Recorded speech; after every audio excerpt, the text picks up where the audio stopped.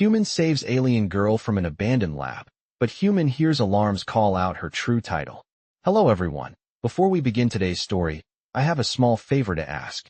Please hit subscribe and turn on the notification bell so you never miss our channel's new videos. It's quick, free, and the best way to support us in bringing you more dramatic stories. Your support means the world to us. Where are you watching from? Drop your city or country in the comments below.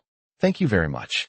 Now, let's return to our main character, Ethan Cole, as he stepped into the abandoned research facility drifting on the edge of a cold asteroid belt.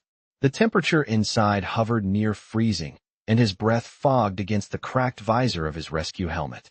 The emergency lights overhead flickered in uneven pulses, casting long shadows across the metal floor. His boots crunched over scattered glass panels, each one coated in a thin layer of frost that shimmered under the dim red glow. His wrist display flashed warnings about unstable power levels beneath the deck, but he pushed deeper into the quiet corridors, guided by a faint life sign reading buried beneath static. Ethan swallowed hard. Old labs like this made him uneasy. Not because of danger, he had been in worse, but because they reminded him of things he couldn't fix in the past. His glove brushed the rusted railing as he descended a narrow stairwell, the air filled with the faint hum of half-asleep generators struggling to breathe. A soft vibration traveled through the metal beneath his boots, just enough for his instincts to tighten. The life sign spiked for a moment, then dipped again. He followed it into a chamber where frost had grown across the walls in delicate patterns, almost like silver veins. His light landed on a containment pod standing alone in the middle of the room, its surface clouded with ice except for a small oval patch cleared by warmth from inside. Ethan stepped closer, raising his palm to wipe the fog from the glass. A pair of luminous eyes looked back at him, silver, steady, and exhausted. The alien girl inside lay curled slightly, restrained by soft-looking support bands that held her weight safely rather than harshly. Her skin, violet with a faint metallic sheen, glimmered under the pale lights. She wasn't unconscious, but she was fading, her breathing shallow and uneven. Ethan's jaw tightened. She blinked slowly, as if recognizing that someone different had finally stepped into her world of silence. He checked the pod's control panel, noticing the failing temperature regulators and dying power cells. If this place shut down completely, she wouldn't last an hour. "Hey," he whispered, voice low and calm, fogging the glass again. "I've got you." Her gaze tracked him with a mix of confusion and quiet hope, like she wasn't sure he was real. Ethan tapped into the pod's manual override, rerouting just enough auxiliary power from his suit to stabilize her for transport. The system beeped weakly in acknowledgement. A gentle warmth spread through the pod, and her eyelids lifted a little more, her expression easing. He unlatched the emergency release, bracing himself as the hatch hissed open and a wave of cold air swept out. Carefully, he slid his arms beneath her, lifting her weight with practiced steadiness. She was light, too light, as if she had been surviving on almost nothing. Her head rested briefly against his shoulder, her breath warm against the side of his neck. Ethan held her securely and whispered, "You're safe now. Let's get you out of here." She didn't answer, but her hand curled faintly into the fabric of his suit, a small gesture of trust in a place that had forgotten what kindness looked like. The cold hallway seemed to breathe behind Ethan as he carried the alien girl toward the stairwell, her faint warmth seeping through the layers of his suit. His helmet display flickered again, showing fluctuating power levels from the failing generators. A soft beep echoed through the silence, like the last heartbeat of a machine that knew its time was running out. He tightened his grip on her, careful and steady, feeling how light she was in his arms, almost as if gravity held her differently than it held him. Her silver eyes opened briefly, catching the dim reflection of the emergency lights. She studied his face with a quiet curiosity, as though she was trying to understand the shape of the person who had chosen to lift her from the cold instead of leaving her there. The stairwell felt narrower on the way up, every step echoing through the empty facility.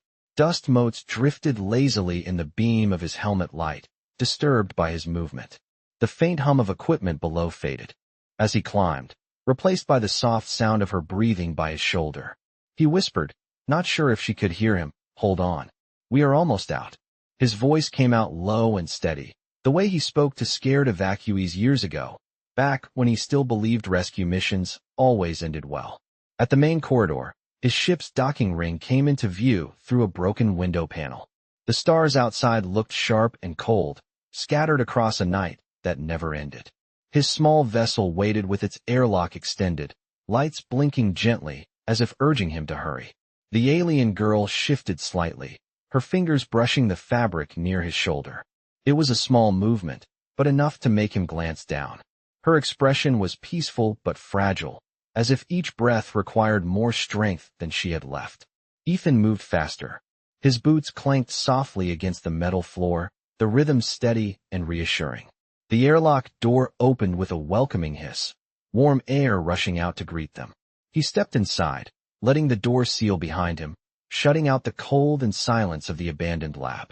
Inside the narrow entry chamber, the ambient lights glowed a soft gold, and the gentle hum of the ship's systems wrapped around them like a familiar blanket. He lowered her carefully onto the padded medical bench, adjusting a folded thermal blanket beneath her head. She blinked again, eyes following him as he activated the diagnostic scanner above the bench. The device hummed softly, casting rotating lines of pale blue across her skin. The readings appeared on his wrist display: low body temperature, irregular oxygen saturation, mild shock. All treatable, all survivable. Relief washed through him silently. He knelt beside her, lifting a portable heater and positioning it near her side, letting the gentle warmth rise around her. She watched him with a steady gaze, her eyes brighter now in the softer light. When she finally spoke, her voice was quiet and smooth, almost like a whisper carried by warm air. "You are not with them." Ethan shook his head. "No, I am just someone who saw you needed help." She seemed to consider that, her eyes searching his face again, slower this time. "Why?" He hesitated for a moment. Not because he did not know the answer, but because he rarely said it out loud. "Because nobody deserves to be left behind," he said softly. Her gaze softened, more emotion behind it than before, as if the words reached a place in her that had been untouched for a long time. Ethan adjusted the blanket around her shoulders as gently as he could. "Rest," he whispered. "You are safe here." The hum of the ship surrounded them, steady and calm, and for the first time since he stepped into the abandoned facility, Ethan felt the room breathe easier too. The soft glow from the medical scanner dimmed as Ethan stepped back, giving the alien girl a moment to settle into the warmth of the ship's small cabin. The heater near her feet released a gentle stream of air, warming the violet sheen of her skin until a faint shimmer returned, like metal waking beneath sunlight. She blinked slowly, her silver eyes adjusting to the new environment. The cabin's lights reflected in them, tiny stars captured in a quiet universe of her own. Ethan checked the monitor above her again, watching as her temperature climbed by a small but steady fraction. It was enough to let him breathe a little easier. He removed his helmet, setting it on the nearby console with a muted thud. His dark hair was slightly tousled, and cold air still clung to the edges of his collar. He rubbed his hands together, partly to warm them, and partly to calm the lingering adrenaline humming in his chest. He glanced toward her. She was watching him, not with fear, but with a quiet attentiveness that felt far heavier than words. He moved slowly so she could track each action, lifting a clear hydration patch and kneeling beside her. "This will help," he said softly. "It is just water and electrolytes." She studied the patch, her expression unreadable. When he pressed it gently to her forearm, it adhered with a soft click, its small indicator light glowing a calm green. Her eyes followed the light before drifting back to him. "You risked much," she said, her voice fragile but steady. Ethan shook his head. "I did what anyone should do." She breathed a faint sound that almost resembled disbelief. Outside the small, rounded window beside the bench, the asteroid field drifted past in slow motion, chunks of rock turning slowly in the cold dark. They reflected glints of starlight that scattered across the cabin walls in glittering fragments. The ship vibrated quietly under his feet, the engine holding a soft, rhythmic hum. For a moment, they simply existed in that stillness. Ethan finally sat on the edge of a storage crate near her, elbows resting on his knees. "Do you remember what happened in there?" he asked gently. Her gaze lowered, lids heavy. "Pieces," she murmured. "Light. Cold. Voices without names. Her fingers twitched slightly against the blanket. Then silence. Ethan nodded, keeping his voice calm and even. You are safe now. You are on my ship. We will get you somewhere warm and stable. Her eyes lifted toward him again. You speak as if you owe me something, she whispered. But you do not even know who I am. Ethan hesitated, choosing his words carefully. I do not need to know who you are to know that you should not have been left like that. The cabin lights flickered faintly as the ship shifted power to stabilize its drift. A soft chime sounded from the navigation console, signaling clear space ahead. She watched the blinking light with a faint hint of wonder, as though seeing something familiar and unfamiliar at the same time. Her voice lowered, almost like she was afraid speaking louder would disturb something fragile between them. Most turn away when they see someone like me. Ethan leaned back slightly, eyes steady on hers. I am not most. A small breath escaped her, not quite a sigh, not quite a laugh, something caught in between. Her hand loosened slightly around the blanket, tension easing from her shoulders. He adjusted the heater again, just a little closer, letting the warmth pull more color into her cheeks. The quiet engine hum filled the space around them, steady and comforting, as if the ship itself understood the importance of the moment. For the first time since he had found her in the frozen silence of the abandoned lab, her eyes softened completely, reflecting a calm trust Ethan had not expected to earn so quickly. In that warm, humming cabin, with stars drifting slowly past the window, she whispered something so soft he almost missed it. Thank you, Ethan. And hearing his name in her voice made the small space feel just a little brighter. Ethan adjusted the navigation controls with one hand, while keeping the other braced on the arm of his chair, making sure the ship held a steady course through the asteroid drift. The soft glow of the console screens reflected across his face, casting shifting lines of blue and gold along his jaw. Every few seconds he glanced over his shoulder toward the medical bench where the alien girl rested beneath the thermal blanket. She looked stronger now, her breathing deeper, her skin showing warmer tones of violet rather than the pale metallic shimmer from before. The quiet rhythm of her breaths filled the cabin, blending with the muted hum of the engines. When she stirred slightly, Ethan turned in his seat. Her silver eyes opened, slow but clear, focused on the ceiling for a moment before settling on him. Something gentle flickered in her expression, as though she was relieved to see he was still there. How are you feeling? He asked, keeping his tone light. She inhaled carefully. Warm, she murmured. It feels unfamiliar. Ethan smiled a little. You can rest as long as you need. She nodded, though her gaze drifted toward the window, watching the slow rotation of an asteroid passing by in the dark. The reflected starlight danced across her features, softening the tension still clinging to her shoulders. Where are we going? She asked softly. A small outpost station, Ethan replied. They have medical supplies, and it is neutral territory. No one will bother you there. Her fingers shifted beneath the blanket, tightening slightly. You trust them? Enough, he said, and I will be with you the whole time. Her eyes lingered on him a moment longer than before, as if weighing the meaning behind those words. She exhaled gently. You act as if you have carried someone like me before. Ethan looked down at the controls for a moment, letting the memory wash through him without showing too much on his face. I have carried people who needed help, he said simply. That is enough for me. She considered this with quiet focus. The cabin lights brightened slightly as the ship shifted to a different power cycle, illuminating the neat rows of tools and secured gear along the walls. She scanned the surroundings slowly. You travel alone, she observed. Most humans do not like solitude. Ethan leaned back slightly, a dry breath escaping him that almost resembled a laugh. Solitude does not argue with me, he said, and it does not complain when I take dangerous jobs. Her head tilted, her eyes soft. Does it keep you safe? He paused. Safe enough, he said. Her gaze lingered on him in a way that made him feel seen, more deeply than he expected. A faint warmth touched her expression. You are different from what I was told of humans. Ethan raised an eyebrow. Is that good or bad?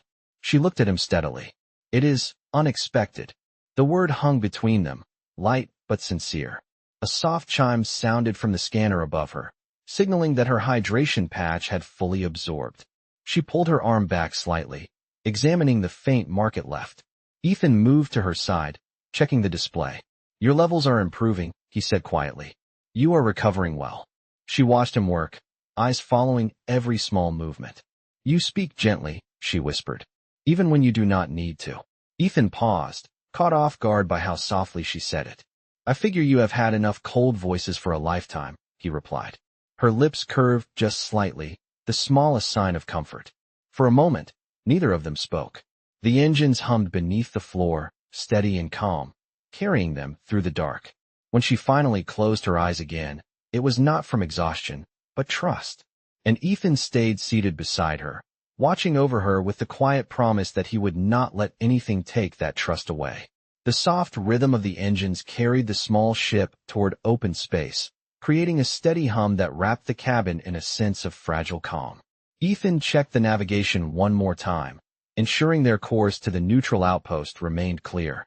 When he glanced back at the medical bench, he noticed the alien girl was awake again, her silver eyes reflecting the soft cabin lights like polished metal catching sunrise.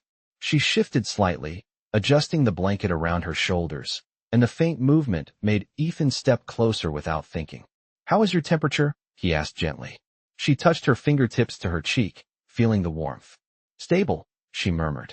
This place, your ship, it feels peaceful. Ethan gave a small smile. It does not always, but today it is trying its best. She studied him for a moment, her gaze calm and unhurried, as if piecing together a puzzle no one else could see. You keep checking on me, she said softly. Not out of duty, something else. Ethan rubbed the back of his neck, a habit that only surfaced when someone looked at him a little too closely. I just want to make sure you are okay. You do not know me, she whispered. You do not know what I am or what I was meant to be. He leaned against the wall beside her bench, keeping his posture open, softening the space between them. You are someone who needed help. That is enough for me. The quiet cabin felt warmer at that, the gentle glow from the heater flickering across her violet skin. She looked toward the small window again. A cluster of distant stars drifted past, and their light shimmered like tiny sparks dancing across her face. Her breathing steadied further, each inhale smoother than the last. Do humans often act this way? She asked after a long pause. Risking themselves without reason? Ethan huffed gently, the closest he came to a laugh. Some do not. I guess I fall into the strange category. Strange, she repeated thoughtfully, as if tasting the word. Where I am from, choices are rarely made for kindness.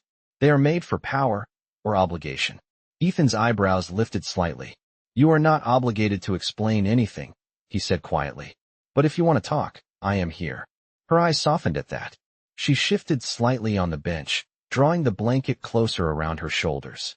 In the place they kept me, there were no names for people like me. Only functions. Only expectations. A sadness flickered through her expression, subtle but unmistakable. Ethan remained still, letting her speak at her own pace. But you, she whispered, eyes lifting to meet his again. You treat me as if I have value beyond that. As if I am someone. Ethan's voice lowered naturally, softened by something deeper than sympathy. You are someone, he said. You always were. She held his gaze for a long, quiet moment. The hum of the ship, the glow of the lights, the soft warmth from the heater, all of it pulled them into a peaceful cocoon of stillness. Then her expression shifted, not quite a smile, but something warmer than anything he had seen from her yet. Your kindness, she said softly. It feels unfamiliar, but I think I am learning it. Ethan gently adjusted the edge of the blanket near her arm, making sure it stayed tucked. She watched the motion with quiet curiosity, as if trying to understand why such a small gesture could feel so significant. Outside, a soft shimmer crossed the window as they passed through a thin dust field, the particles scattering light across the cabin like drifting specks of gold. Her eyes followed them, calm and steady. This moment, she whispered, feels safe. Ethan nodded. Good, he said. That is all I wanted. And for a while, neither of them spoke, letting the quiet hum of the ship carry them forward through the dark, wrapped in a silence that felt almost healing. The soft hum of the engines continued its steady pulse as the ship drifted through open space, a gentle rhythm that wrapped the cabin in calm. Ethan sat at the navigation console, reviewing the flight path toward the neutral outpost. His fingers moved across the controls with practiced precision, but his attention kept drifting toward the medical bench where the alien girl rested. She was awake again, sitting upright now, her back supported by the padded wall behind her. The thermal blanket draped across her shoulders shimmered faintly against her violet skin. Her silver eyes reflected the console lights, bright and clear. "You are watching me again," she said quietly, a tone somewhere between teasing and curious. Ethan tilted his head. "I am checking to see if your vitals have changed." "You have been doing that a great deal," she whispered. "Even when you think I am asleep." He gave a small, embarrassed breath. "I just want to make sure you are all right." Her gaze softened. "You care without being asked." He nodded slightly, keeping his eyes on the stars ahead. She watched him for a long moment, as if trying to interpret a language that was spoken not through words but through gestures and habits. "Humans give freely," she said finally. "It confuses me." He raised an eyebrow. "Confuses you how?" She adjusted the blanket, her fingers brushing the warm fabric thoughtfully. "Where I am from, every action has a cost. A reason. A return. No one chooses kindness without expecting something back." Ethan turned his chair toward her. "Do you think I expect something?" Her eyes met his, steady and honest. "I do not know," she whispered. "You have not asked for anything. That makes you difficult to understand." He leaned back, folding his arms loosely. "Maybe you do not need to understand it. Sometimes people help because they see someone hurting and they cannot just walk away." She looked down at her hands, tracing the faint lines of her skin. "But why me?" she murmured. "I was left in that place for a reason. I was told I was dangerous." She paused, breath catching for a moment. "Or valuable, depending on who was speaking." Ethan kept his voice calm and grounded. "You were told a lot of things by people who did not see you as a person." She looked up sharply, eyes wide with a flash of emotion. Hurt, disbelief, something deeper. "A person," she repeated softly, as if the word itself felt new. "Yes," he said gently. "A person."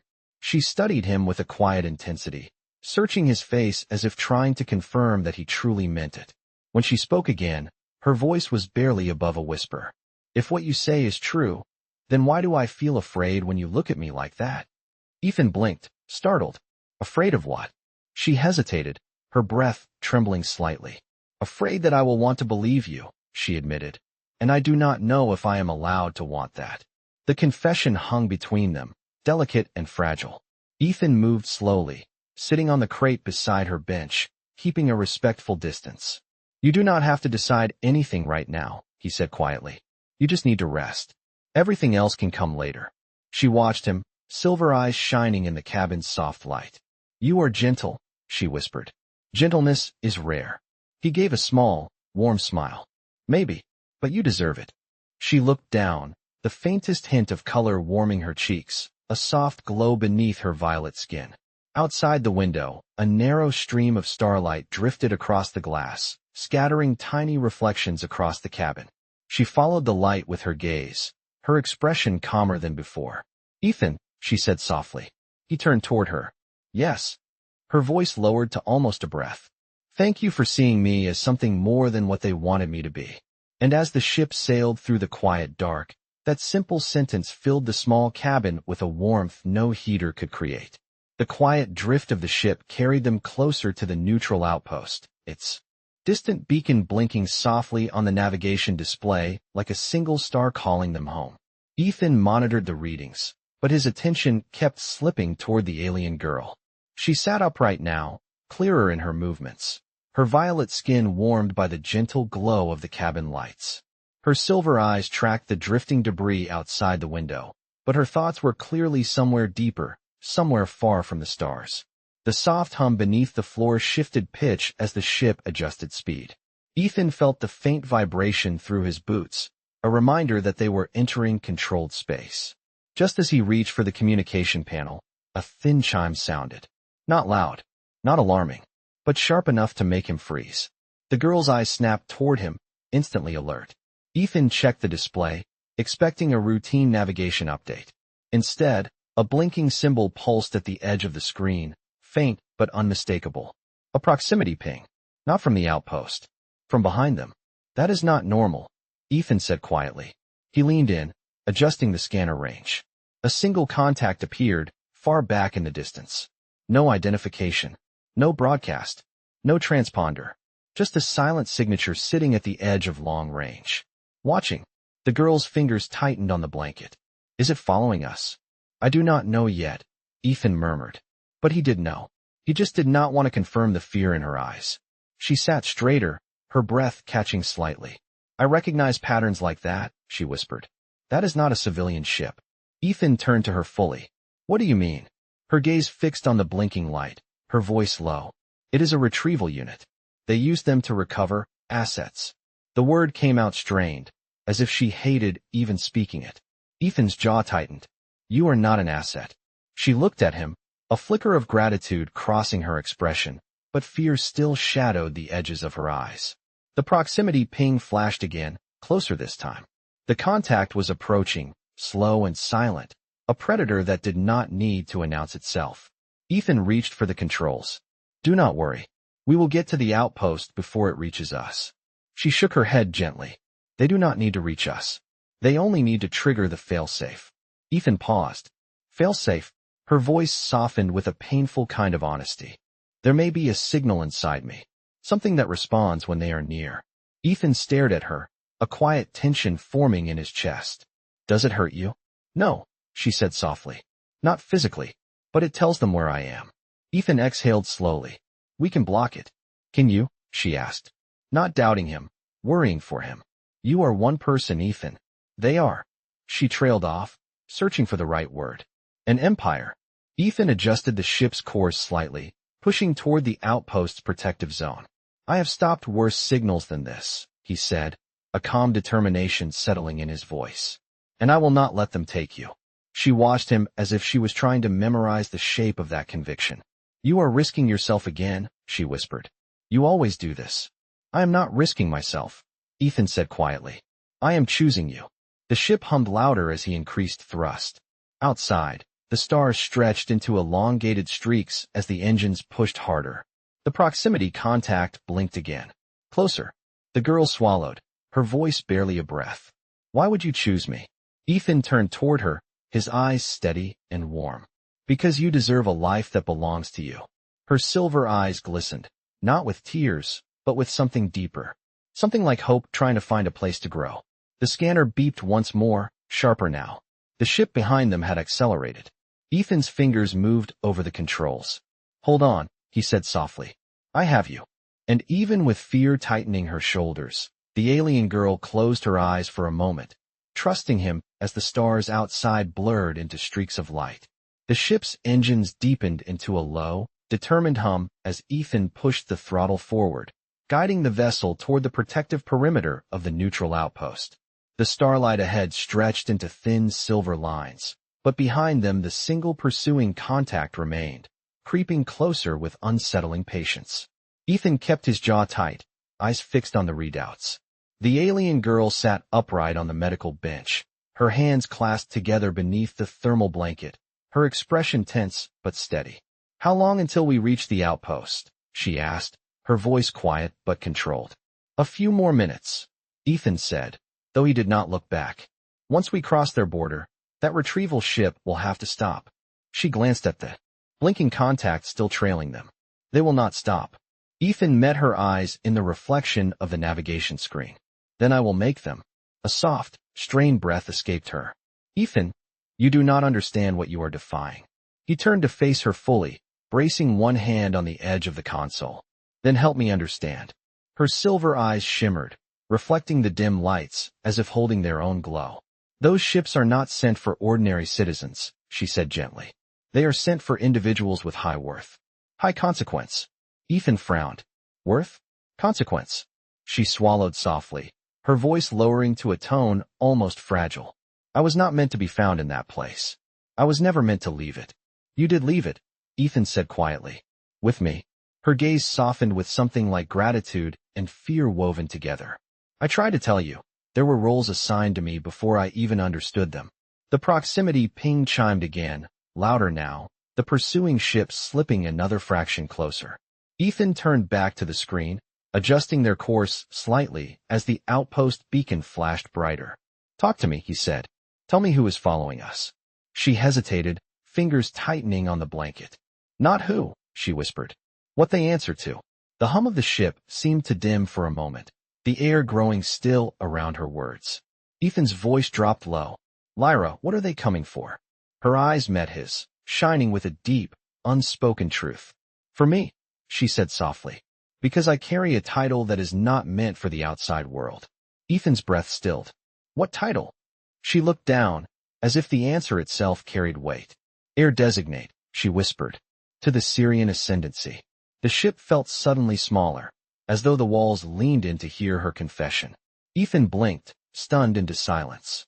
She continued gently, her tone steady though her hands trembled slightly beneath the blanket. I was hidden from political rivals, hidden from factions within my own people, hidden from every threat that comes with being an heir. But something went wrong, and I was taken. They locked me away to control the outcome. Ethan absorbed her words like pieces of a puzzle snapping into place. So that lab was not a prison, she said. It was a vault. The proximity alarm chimed again, the pursuing contact surging forward as if reacting to the truth itself. Ethan straightened, gripping the controls. Well, he murmured.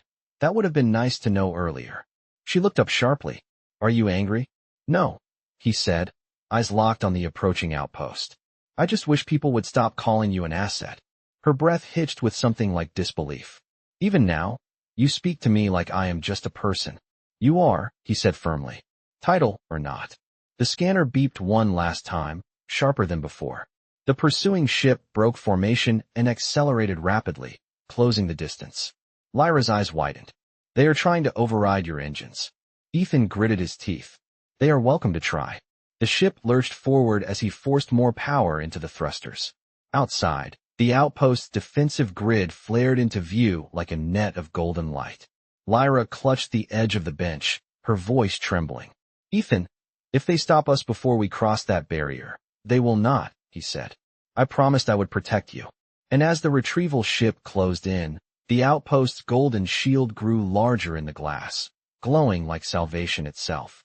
The golden barrier of the outpost expanded across the viewport like a rising sun, its warm light shimmering against the ship's hull as Ethan guided the vessel toward safety. The engines vibrated under strain, their soft hum deepening into a focused determination that echoed through the cabin.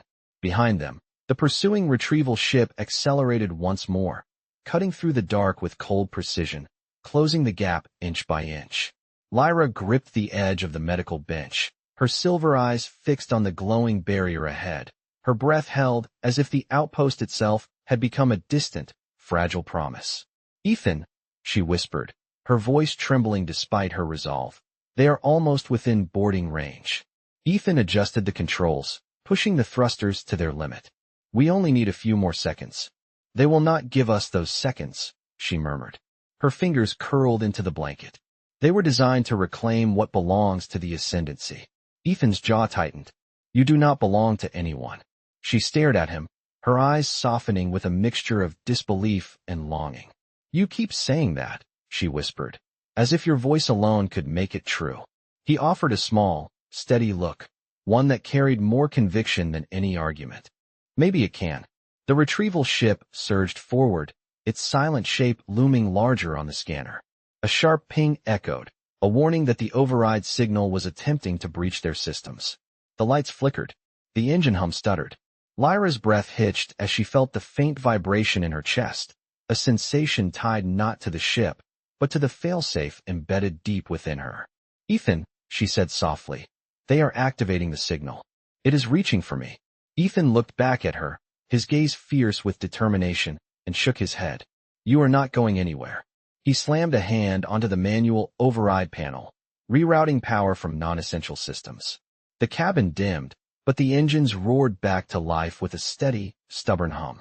The outpost barrier grew closer, its light catching the edges of the girl's silver eyes, painting them in warm gold. The retrieval ship closed the distance one final time, now dangerously close, like a shadow stretching out to reclaim something that had slipped through its fingers. Ethan, she whispered again, voice fragile. I did not choose this title. I did not choose any of this. But you chose me. The words hung in the air, soft but powerful, filling the cabin with something that felt larger than fear. Ethan held her gaze through the dim light. I did, he said evenly. and I would choose you again. The ship jolted as it crossed the threshold of the outpost's defensive field. A wave of golden light washed over the hull, humming like a quiet sigh. The scanners blinked once, then cleared. The retrieval ship hit the barrier a heartbeat later. Not with an impact, but with a sudden, forced stop, like an invisible hand had pressed against it. It froze beyond the shimmering field, unable to follow. Silent, restrained, defeated by a line of light it could not cross. Ethan exhaled slowly, the tension leaving his shoulders in a single long breath. Lyra watched him, her expression softening into something peaceful, something new. "We made it," she whispered. Ethan turned toward her, a small smile touching the corners of his mouth. "Yes," he said quietly. "You are safe now." Lyra's eyes glimmered, reflecting the golden shimmer outside the window. For a moment, neither of them spoke. The hum of the engines faded into a gentle thrum, the cabin wrapped in a warm, breathless quiet. And in that silence, she looked at him with a depth that made the entire universe feel still. There were no titles in her eyes. No empire. No pursuit. Only a girl who had been caged, and the man who had refused to leave her behind. The stars glowed softly against the glass as she whispered, "Ethan, thank you for giving me my freedom." He did not answer with words. He simply held her gaze, steady and warm, letting the quiet speak for him. And in that stillness, the universe finally felt wide enough for both of them.